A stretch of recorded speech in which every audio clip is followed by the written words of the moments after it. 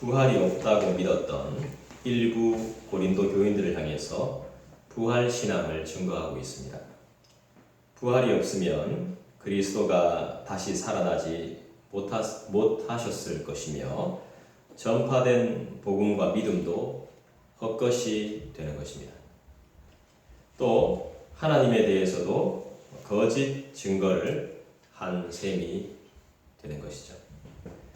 바울은 우리가 저번 주에 살펴본 것처럼 앞으로도 다음 주에도 살펴볼 겁니다만 31절 말씀이죠. 31절 말씀을 통해서 이렇게 고백합니다. 나는 날마다 죽노라. 날마다 죽는다 라고 고백하죠. 이 말이 무슨 뜻인지 곰곰이 생각해보면요. 죽는다로 끝나는 게 아니고 또 산다 이 말입니다. 그죠? 매일 다시 살고 매일 다시 태어난다. 우리가 하는 고백은 보통 믿음이 없는 자들의 고백은 내 죽는다. 나 맨날 죽는다. 진짜 죽는다. 이렇게 말해 정말 죽어요.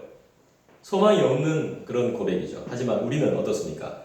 매일 다시 태어나고 매일 다시 살아나는 바로 부활을 말하는 것이죠. 할렐루야. 맞습니까? 우리는 그렇습니다. 우리의 고백은 그래요. 근데 나는 날마다 죽노라. 이게 나의 죄악에, 나의 악이, 나의 잘못된 부분이, 하나님이 미워하시는 부분이, 하나님을 기억하지 못하는 부분이 죽는 것을 말하는 거죠. 나는 날마다 죽는다. 난 날마다 다시 태어나고 날마다 다시 산다. 이게 뭘 말하는 거라고요? 그렇죠. 부활을 말하는 거죠. 하나님 나라를 경험한다는 뜻 아닙니까? 하나님과 동행한다는 뜻이거든요. 여러분, 우리가 결단한다고 다 됩니까? 다짐한다고 다 돼요? 그렇지 않습니다. 절대로 안 돼요. 의지로 안 됩니다. 내 의지로. 내가 결단하고 다짐하고 계획을 세운다고 해서 다 이룰 수 없습니다. 이제 실수하지 말아야지. 아무리 마음 먹어도 안 됩니다. 순간적으로 사람은 실수하게 되어 있습니다. 근데 그 실수를 통해서 우리는 뭘 바라봐야 되죠? 하나님의 은혜를 바라봐야 되는 것이죠. 하나님을 바라봐야 되는 것입니다.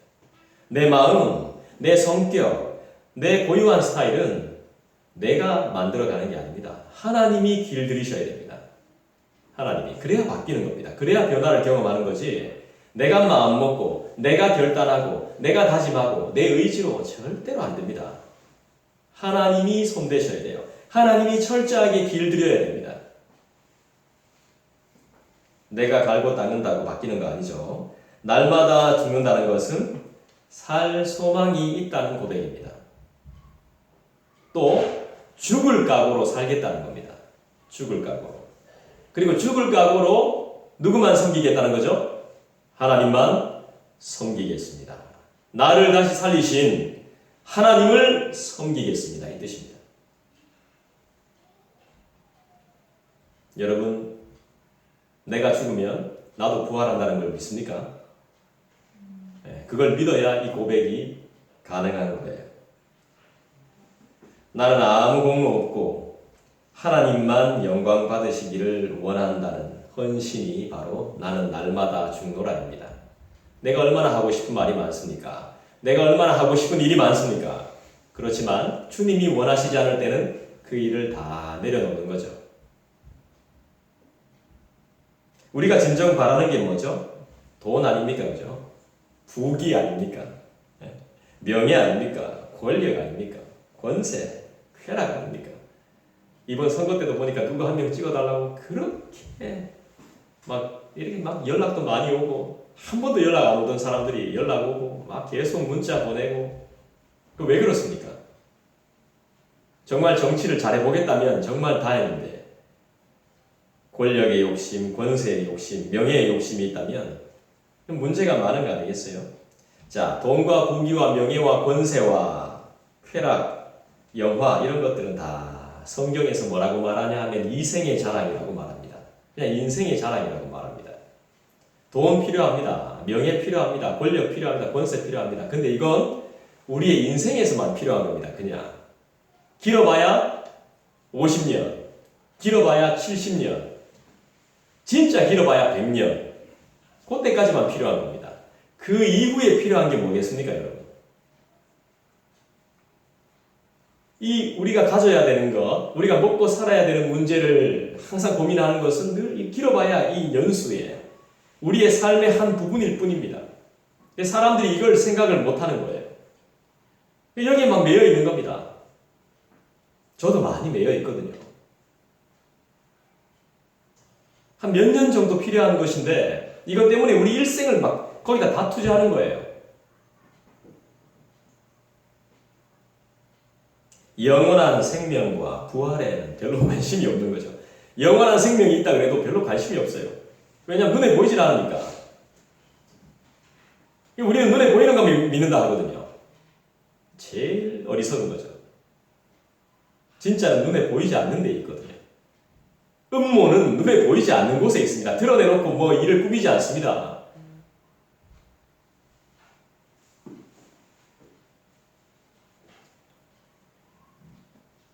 돈과 부귀와 영화와 명예와 권력과 권세와 쾌락은 영원한 생명과 부활과는 별로 상관이 없습니다. 우리의 소망은 1차적으로 부활과 영원한 생명이 되어야 됩니다. 사도 바울이 그걸 계속 이야기하고 있죠. 그리고 우리의 소망은 하나님 나라에 있죠. 하나님 나라에. 이 변함없는 진리 때문에 우리는 뭐를 받습니까? 고난도 받고 욕도 먹고 고생도 하는 거죠. 때로는 목숨도 바칩니다. 선교도 합니다. 이 모든 일들을 믿음으로 받아들이고 은혜로 즐겁게 여깁니다. 참 이상한 사람들이죠. 욕먹는 것도, 하나님 때문에 욕먹는 것도 즐겁게 여기고 하나님 때문에 고생하고 그렇게 고통당하는 것도 즐겁게 여깁니다. 누구의 이름으로? 우리 주 예수 그리스도의 이름으로. 부활에 관한 믿음과 소망이 있기 때문에 놀라운 대가와 보상을 주님이 주실 것을 믿기 때문에 기꺼이 궁핍함과 수고를 견딥니다. 따라합시다. 우리 주 예수 그리스도의 이름으로. 네, 우리의 삶에 오는 모든 수고와 노고를 다 견뎌요. 궁핍까지도 견딥니다. 하나님이 확실하게 채워주실 걸 믿기 때문에. 사람은 준다 해놓고는 절대 안 주거든요. 애를 태우거든요. 근데 하나님은 확실하게 주실 것을 믿기 때문에. 부활이 없다면 우린 정말 가장 불쌍한 사람들이 되는 거예요. 우리 주 예수 그리스도의 이름으로 믿는다고 고백했는데 부활이 없어버리면 우리는 이 세상에서 가장 불쌍한 사람이 되는 거예요. 19절에 그렇게 말씀하잖아요. 그래서 오늘 설교 제목을 안 불쌍한 사람이라고 하려고요. 안 불쌍한 사람, 행복한 사람, 이렇게 설교 제목을 붙이고 싶네요. 예수님의 부활은 우리의 부활의 근거가 됩니다. 우리 주 예수님의 부활을 믿지 않으면 하나님의 은혜를 부인하는 것과 마찬가지입니다. 자, 12절 보겠습니다. 12절 같이 한번 읽어볼게요. 그리스도께서 죽은 자 가운데서 다시 살아나셨다 전파되었거늘 너희 중에서 어떤 사람들은 어찌하여 죽은 자 가운데서 부활이 없다 하느냐. 이 헬라 사상과 헬라 철학 때문에 부활에 대한 것을 믿지 못하는 거죠. 사상, 이 사상이 중요하죠. 이 사상 때문에, 그런 생각들 때문에, 그런 이제 배움이 있었던 거죠. 그런 가르침들이 있었죠. 그래서 육신에 대한 부활을 부인하는 거죠. 영은 깨끗하고 좋은 건데 육신은 더럽고 추하다고 생각하는 거죠. 그래서 육신의 부활이 없다라고 말합니다. 육은 썩어질 것이라고 말하죠. 육이 무조건 나쁜 거 아닙니다. 나쁘게 사니까 그게 문제가 되는 거지 무조건 나쁜 게 아니에요. 너희 중에서 어떤 사람들은 어찌하여 죽은 자 가운데서 부활이 없다 하느냐. 그리스도께서 부활하셨고 우리도 부활한다고 하는데 왜 부활이 없다고 말하느냐. 보통 고린도전서 15장을 부활장이라고 하잖아요. 그만큼 부활신앙이 분명하게 기록되어 있다는 뜻이겠죠. 부활을 믿으라는 거죠. 부활을 믿어야 된다는 거죠. 고린도 교인들 중 일부가 부활 신앙을 부인했습니다. 일부가. 때문에 바울은 이를 확실하게 기록해 놓은 거죠. 부인할 필요가 없다는 것. 은혜를 받아 누리지 못할 이유가 없다는 것. 성경의 많은 부분이 당시에 잘못된 사조, 사상, 생각들을 대응하기 위해서 기록이 되어졌어요. 그래서 우리가 이러한 변증적인 성격 때문에 성경을 자세히 연구하면 우리 진짜 할 말이 생겨요. 세상의 헛된 공격, 헛된 사상에서부터 신앙을 올바로 지킬 수 있습니다. 성경 공부가 상당히 중요한 거죠. 근데 한편으로 안타까운 건 목사님, 전 예배를 너무 많이 들어가지고요. 설교를 1000번 넘게 들었습니다. 그래서 어떤 목사님을 검증도 했고요.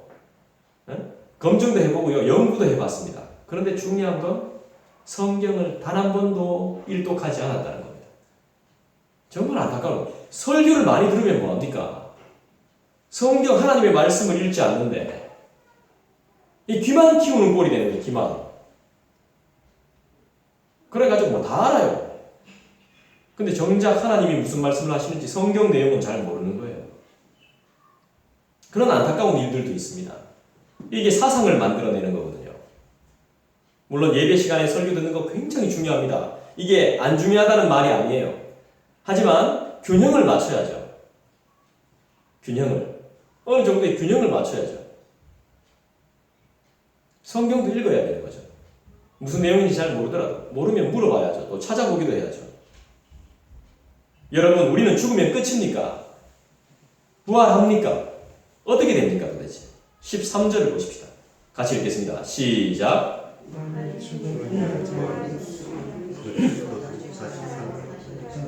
할렐루야. 죽은 자의 부활이 있다 없다? 있다. 분명히 있다라고 말하죠. 다 그런 것은 아닙니다만 죽은 자의 부활을 부인하는 몇몇 사람들이 고린도 교회에 있었습니다. 그리스도의 부활은 믿겠는데 인간의 육신의 부활은 못 믿겠다. 이 그만큼 하나님의 은혜를 누리지 못하는 거죠. 13절이 무슨 말입니까? 그리스도께서 무덤에서 일어나지 못한 것이 되는 거죠. 이렇게 되어버립니다. 우리의 부활을 믿지 않는다면 그리스도의 부활도 없는 겁니다. 희한하죠? 부활을 목격한 자들도 있는데 육신이 그대로 다시 부활한 것을 목격한 자들도 있는데 못 믿겠다는 거예요. 자신의 부활도 못 믿는다면 그리스도의 부활도 못 믿는 거죠. 관심이 없는 겁니다. 관심이. 14절 보십시다. 그리스도께서 만일 다시 살아나지 못하셨으면 우리가 전파하는 것도 헛것이요 또 너희 믿음도 헛것이며. 자, 이게 무슨 말입니까? 여러분이 믿음을 갖지 못하면 아무것도 아니라는 겁니다. 여러분, 믿음이 정말 중요한 겁니다. 난 우리의 믿음이 헛것이 되지 않기를 원해요. 헛된 믿음, 이때까지 믿은 것이 다 헛거, 가짜, 이게 아니기를 원해요. 이걸 증명하는 말씀이 있습니다. 히브리서 보죠. 자, 고린도 이렇게 우리 지금 말씀을 딱 이렇게 찾아 놓으시고 히브리서 말씀을 보십시다. 믿음장이 어디죠? 히브리서의 믿음장이 어디에 나옵니까? 11장이죠. 11장을 한번 찾아보십시오. 자, 믿음이 뭐라고 증거하고 있습니까? 11장 1절에 보니까 믿음은 바라는 것들의 뭐라고 나와요? 실상, 보이지 않는 것들의 증거. 예, 안 보여도 증거가 있다는 거죠. 그죠? 선진들이 이로써 증거를 얻었다 그랬습니다. 11장이 왜 믿음장이냐면 전부 다 믿음으로 시작합니다. 3절 보십시오. 3절 읽어보십시오. 시작.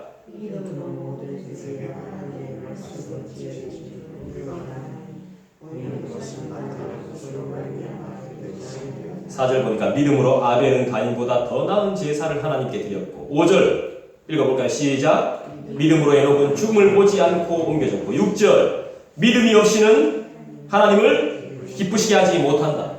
부활에 관한 믿음이 없이는 하나님을 기쁘시게 하지 못한다. 7절 믿음으로 노아는 아직 보이지 않는 일에 경고하심을 받았습니다. 경외함으로 방주를 준비했고 7절 믿음으로 아브라함은 부르심을 받고 9절 믿음으로 그가 이방 땅에 있는 것 같이 약속의 땅에 거류하며 동일한 약속을 유업으로 함께 받은 이삭 및 야곱과 더불어 장막에 거했고 11절 믿음으로 사라 자신도 나이가 많았지만 잉태할 수 있었고 믿음장인 또 23절 보십시오. 그전에 것도 다 있죠. 20절 믿음으로 이삭은 21절 믿음으로 야곱은 22절 믿음으로 요셉은 23절 뭐라고 나옵니까? 모세는 다 믿음으로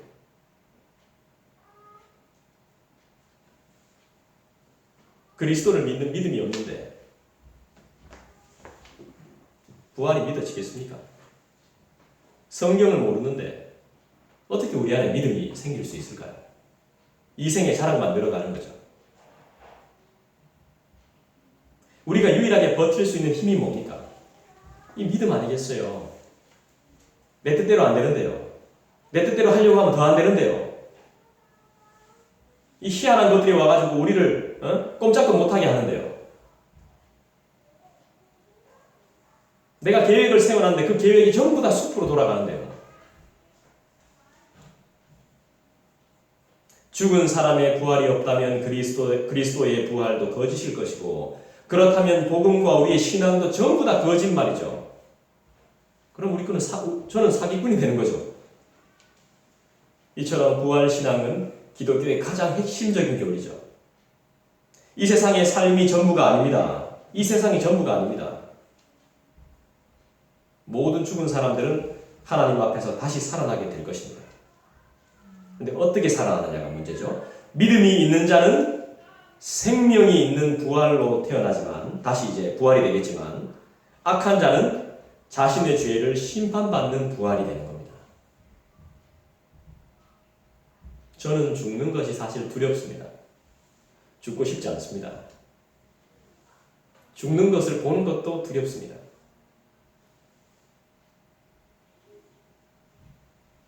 가슴 아픕니다. 그런 것들이. 그리고 죽음으로 누군가를 잃고 싶지도 않습니다.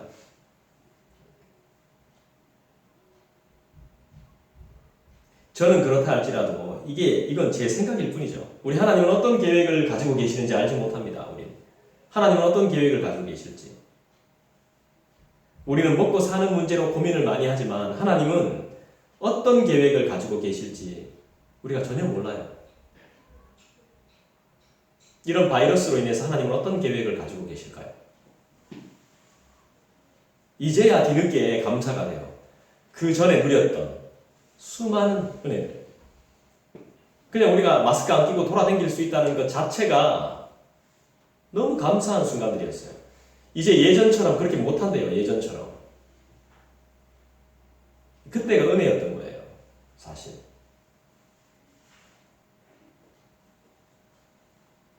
지금을 감사하게. 지금 이 순간을 감사하게.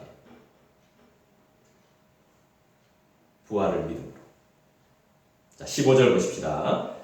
또 우리가 하나님의 거짓 증인으로 발견되리니 우리가 하나님이 그리스도를 다시 살리셨다고 증언하였습니다. 만일 죽은 자가 다시 살아나는 일이 없으면 하나님이 그리스도를 다시 살리지 아니하셨으리라. 하나님이 그리스도를 부활하게 하셨다고 사도들이 증거했기 때문에 부활이 거짓이 되면 하나님에 대해 사도들이 거짓말하는 것이 됩니다.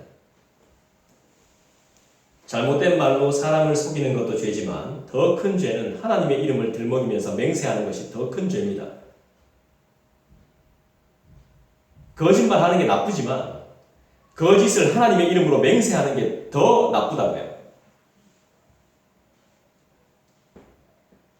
그렇기 때문에 자신의 유익을 위해서 하나님을 맹세의 도구로 사용하는 것은 정말 큰 죄입니다. 성도이고 우리가 신자라고 한다면 신자라고 말하면서 하나님의 말씀대로 살지 않는 것이 바로 하나님에 대해 거짓 증거하는 삶입니다. 신자라고 말하면서 성도라고 말하면서 교인이라고 말하면서 하나님의 말씀대로 살지 않는 것이 하나님에 대해서 큰 죄를 범하는 것이죠. 이게 무슨 말이냐면 설교 잘하는 목사님을 찾는단 말입니다. 말씀이 좋은 교회를 찾는단 말입니다. 근데 정작 자기 삶은 말씀대로 안 산다는 겁니다. 여러분 교회를 정할 때 사람들 한번 보세요. 여러 군데 교회를 돌아다닙니다. 그리고 인터넷으로 막 홈페이지 찾아봅니다. 제일 먼저 보는 게 뭐냐면 그곳에 있는 목사님의 설교를 들어봅니다. 이 목사님이 설교를 잘하냐 못하냐.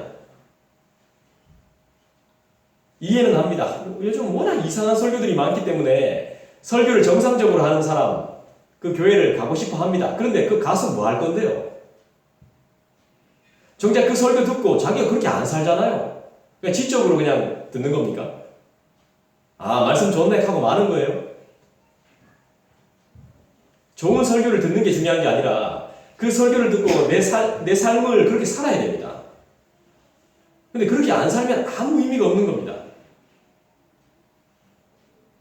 그래서 저는 그게 이해가 안 되는 거예요. 설교 잘하는 목사님 교회, 큰 교회, 좋은 교회에 사람들이 막 몰려들어요. 그런데 정작 그렇게 살지 않는다는 거죠. 물론 그렇게 사시는 분도 있을 겁니다. 그렇게 사는 분도 있어야 됩니다. 반드시 있어야 됩니다. 그런데 그런 모습들이 보이지 않는다는 겁니다. 물론 보이지 않는 곳에서 변화는 일어나겠죠. 이걸 생각해 봐야 돼요. 그렇게 좋은 말씀 찾으면서 설교 잘한다고 막 하면서 결국에 그 설교 듣고 나는 뭐 어떻게 하는 겁니까? 힘을 얻는다면 진짜 다행이죠. 한 주간 살아갈 힘을 얻는다면 정말 다행입니다. 정말 감사한 일이죠. 그런데 전혀 내 삶 가운데 그 말씀이 기억되지 않고 내 삶 속에 그 말씀이 전혀 없다면 그건 좀 심각하게 고민해 봐야 되는 거죠. 여러분 그런 걸 좀 생각해야 됩니다. 내 생각을 하라는 게 그런 겁니다. 그런 거. 내가 정말 이번 한 주간에 들은 말씀대로 내가 살고 있는가? 이번 한 주간에 들었던 말씀을 내가 기억하고 있는가? 내가 날마다 나를 죽이고 있는가? 나는 날마다 다시 살아나고 있는가? 내가 믿음으로 살고 있는가? 믿음으로 경고를 보고 있는가? 나의 부활을 믿는가? 나의 부활은 심판받는 부활인가? 아니면 생명을 얻는 영원한 부활인가? 이런 것들을 생각해 봐야 되는 거죠. 진정으로 성경이 살아계신 하나님의 말씀이라고 믿는 신자라면, 성도라면 반드시 성경 말씀대로 살 수밖에 없죠. 그리고 그렇게 변화가 될 겁니다. 저는 그걸 기대합니다. 우리 교회는 그런 교회가 되기를 원합니다. 많이 모이는 것도 좋지만 저는 많이 모이는 것보다 제대로 모이기를 원해요. 제대로.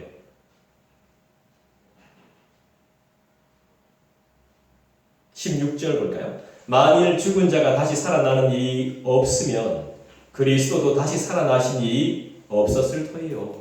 13절 말씀을 한 번 더 반복하는 것 같아요. 반복한다는 건 그만큼 중요하다는 뜻이겠죠. 예, 반복은 중요하다는 거예요. 13절의 결론을 다시 이야기합니다. 다시 살아나신 일이 없으면 우리의 믿음이 헛되고 우리는 여전히 죄인입니다. 의인이 아니라.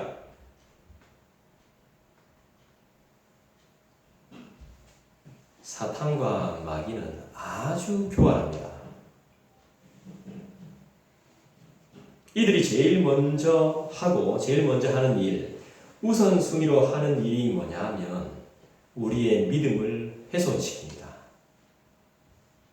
잘 보십시오. 내가 믿음이 떨어졌다. 내가 믿음이 없다. 거의 백발백중입니다. 하나님의 간섭을 받고 있지 않은 거예요, 지금. 이 뚫고 나와야 되는데. 그러니까 믿음을 훼손시켜서 거짓을 믿게 만들어요. 거짓을. 그리고 불만과 불평이 생기게 만듭니다. 신앙을 부인하게 해요. 어떤 이유를 댑니다. 이유를 대서 신앙을 부인하게 해요. 이게 사탄과 마귀의 전략입니다. 제일 먼저 하는 우선순위, 우리의 믿음을 훼손시키는 거예요. 신앙을 부인하게 하는 것. 아주 교활하죠. 의심이 생기게 만들어요. 근데 우린 걱정할 필요 없습니다. 그 의심 뒤편에 많이 의심해야 돼요. 의심이 되면 의심해야죠. 괴로워할 필요 없습니다. 저도 의심 많이 했습니다. 정말 하나님이 살아계신가? 끝까지 의심했습니다. 끝까지. 의심 뒤에 주님이 우리를 너무 사랑하셔서 우리를 만나주시는 걸, 저를 만나주시는 걸 경험했습니다. 그 의심 뒤편에 그 모든 의심도 하나님이 계획하셨더라고요. 하나님과 사탄의 싸움이 아닙니다. 마귀의 싸움이 아니에요. 마귀도 피조물입니다. 피조물. 하나님이 만들어 놓으신 거예요. 우리의 믿음을 위해서. 하나님과 마귀와의 싸움이다. 말이 안 되는 이야기죠. 하나님은 마귀를 다스리는 분이에요. 우리의 의심도 하나님이 계획하신 거예요. 그 의심을 통해서 제대로 된 믿음이, 소망이, 희망이 생기는 거죠. 의심 한번 제대로 안 해보고 어떻게 믿음이 생깁니까? 저는 하나님이 살아계시지 않다라고 부인도 해봤습니다. 근데 그런 삶이 굉장히 지옥 같은 삶이었어요. 기도를 하는데 누구한테 하는지 모르겠더라고요. 그런데 목사는 되고 싶고, 이 제정신이 아닌 거죠. 하나님을 부인하는데 목사가 되고 싶어. 이 완전 제정신이 아닌 겁니다. 찬양 사역자가 되고 싶어. 노래하는 사역자가 되고 싶은 거예요. CCM 가수가 되고 싶은 거예요. 이 제정신이 아닌 겁니다. 하나님 부인하면서. 그런 시간도 겪어봤습니다. 저는 가위 눌리는 것도 몰랐는데 제 동생이 하도 가위 눌린다 해가지고 가위 눌려가지고 무서워서 기도도 못하고 막 이랬던 적이 있었어요. 그게 뭐지? 하면서. 그런 과정들을 통해서 엄청 많이 의심했어요. 하나님의 존재에 대해서. 그리고 진짜 많이 기도했어요. 제가 그때 새벽 기도라는 걸 처음 해봤습니다. 근데 하나님이 그 의심을 통해서 저를 기도하게 만들고 저를 바꾸어 가시는 걸 지금 생각해보면 경험해요. 그때 제가 처음 나왔던 교회가 이 교회입니다. 이 교회. 새벽에 기도하러 왔던 교회가 이 교회입니다. 20년 전에. 추억이 많은 곳이죠, 저한테. 그때는 교회가 이렇게 생기지 않았었어요. 여러분, 근데 지금 우리의 삶 가운데 하나님을 바라보지 않게 만드는 최고의 걸림돌이 뭔지 아세요? 나쁜 것들이 아니에요. 나쁜 것들도 물론 하나님을 못 보게 만들죠. 악한 것들. 뭐 요즘 뉴스에 많이 나오는 N번방, 그런 막 이상한 성착취물들, 이런 것들이 하나님 못 보게 만들죠. 더러운 것들이. 하지만 하나님이 허락하신 선물들이 우리가 하나님께로 나아가는 길을 막는 경우도 상당히 많습니다. 내 자녀, 내 일, 그 다음에 일하고 돌아와서 여유를 즐기면서 보는 TV, 이런 것들이 하나님께로 나아가는 길을 막는 경우가 더 많아요. 이게 무슨 죄냐 할 정도로 그냥 내가 원하는 쉼, 내가 원하는 여가, 내가 좋아하는 친구들, 이런 것들이요 하나님께로 나아가는 길을 막는 경우가 더 많다고요. 술, 담배, 이건 당연한 거지만 내가 전혀 생각하지 못했던 아이들과의 재밌는 시간, 친구들과의 즐거운 시간, 사람들과의 교제 시간이 하나님께로 나아가는 길을 탁 막는 경우가 더 많습니다. 그러니까 하나님이 주신 선물을 통해서 하나님께 나아가지 못하게 되는 경우가 더 많아요.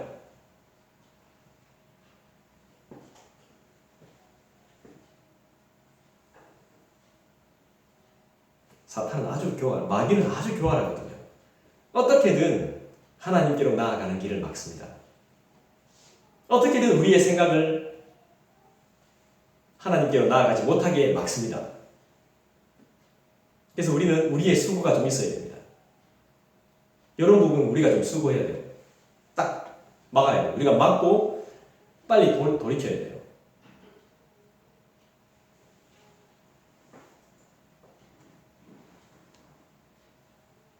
애들이 하기 싫어하면, 그러니까 유튜브를 많이 보면 애들이 성경 읽는 걸 싫어합니다. 이제 저희 첫째 딸애는 글을 잘 읽습니다. 막 놀다 보면 성경 읽고 싶어 하는 생각이 사라집니다. 그때는 어떻게 해야 되겠습니까?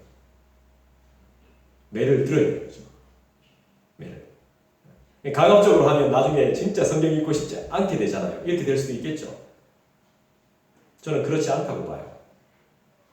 이 부모가 해줘야 되는 거예요. 부모가. 자기가 할 수 없기 때문에.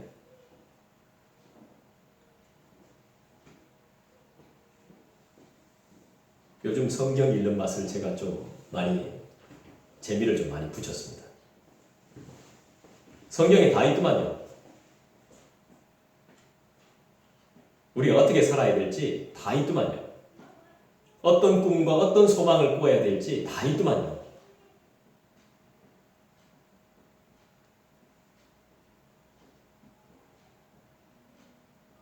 의심 속에서도 하나님이 우리를 만나 주실 줄 믿습니다. 기도하게 하시는 거죠, 하나님이. 나도 무릎을 꿇어야 되는 거죠. 보여주십시오. 다시 알게 해주십시오. 증거를 주십시오. 징조를 보여주십시오. 이렇게 구하면 하나님이 안 보여주실까요? 저한테는 보여주셨는데 여러분들에게도 반드시 보여주실 줄 믿습니다. 아멘이 없네요. 17절 봤죠? 17절 봤습니까, 우리? 17절 읽었어요? 안 읽었습니까? 다시 읽어볼까요? 그리스도께서 다시 살아나신 일이 없으면 너희의 믿음도 헛되고 너희가 여전히 죄 가운데 있을 것이요. 읽은 것 같은데 16절을 17절로 읽었나? 그리스도의 부활은 기독교 신앙의 근간이 되죠. 그분의 부활이 없었다면 우리의 죄 사함도 없는 것이고 기독교 신앙 자체가 성립이 안 되는 거죠. 주님이 죽으신 것은 우리의 죄에 대해서 죽으신 것이고 부활하신 것은 우리를 하나님 앞에서 살리기 위함인 거죠. 로마서 6장에 잘 나와 있습니다. 여러분 한번 돌아가셔서 읽으시기 바라요. 주님의 부활이 중요한 이유가 무엇입니까? 우리도 주님을 의지해서 하나님 앞에서 살아날 것이라는 소망 때문이죠.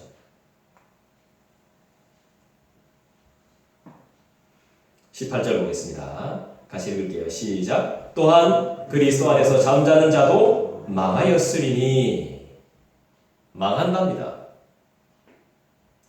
그리스도인이라면 소망과 희망을 앗아가는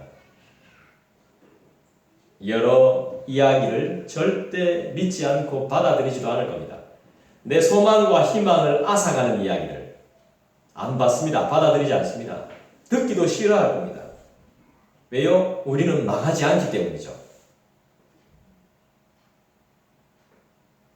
사람의 말 너무 많이 듣지 마세요. 제가 어느 책에서 봤는데요. 제가 우리가 개척을 했잖아요. 개척했을 때 제가 여러 사람들이 말을 이야기 많이 들었어요. 어느 교회에 가서, 어떻게 개척하신 분한테 가서 이렇게 물어보고, 어떻게 하면 되겠습니까? 어떻게 하면 됩니까? 많이 물어봤어요. 그러다가 어느 책을 제가 우연히 딱 봤는데, 제가 진짜 준비가 안 돼